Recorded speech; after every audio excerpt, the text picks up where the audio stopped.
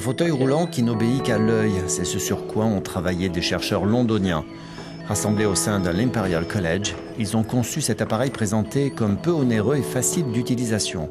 Deux caméras traquent le regard de la personne. Les informations qu'elles reçoivent sont transmises à un ordinateur portable qui peut déchiffrer de façon quasi instantanée la direction que la personne veut prendre.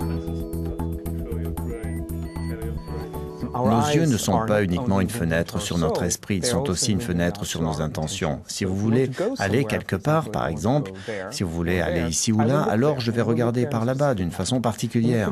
Et nous pouvons alors élaborer un système informatique qui peut décoder nos mouvements oculaires.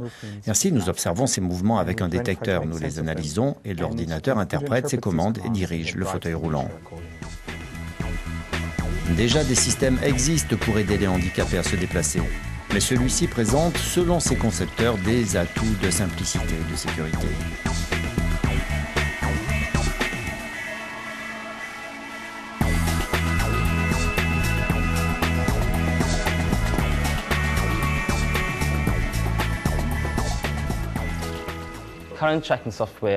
Les logiciels actuels de détection utilisent souvent un système qui repose sur un écran. Un écran est ouvert devant soi et on regarde des zones de l'écran.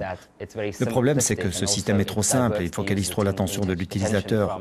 Il y a donc plus de risques de ne pas voir les obstacles ou d'autres choses sur le chemin.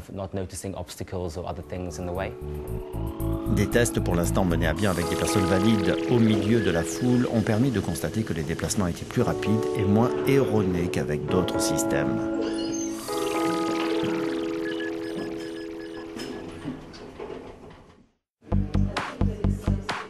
Conçu par la société française Aldebaran Robotics, Pepper est un robot humanoïde. Son objectif, vivre avec les hommes. Il peut traduire l'état dans lequel vous vous trouvez en utilisant ses connaissances d'émotions universelles comme la joie, la surprise, la colère, le doute ou la tristesse. Il peut analyser l'expression d'un visage et détecter l'état d'esprit de la personne. On commence par avoir nos robots capables de savoir si en face d'eux il y a une émotion positive ou une émotion négative. Alors ça on a déjà ces fonctions de base. Donc il sait si en face d'eux la personne est contente ou elle n'est pas contente. Mais contente c'est un truc, ou pas contente ou triste ou énervée, voilà.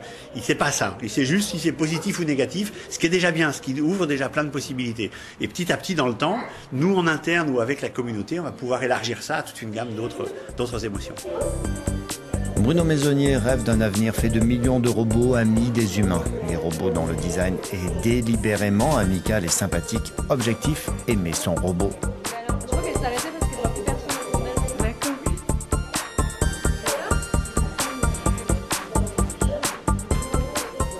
Mais il y a un vrai lien qui se crée.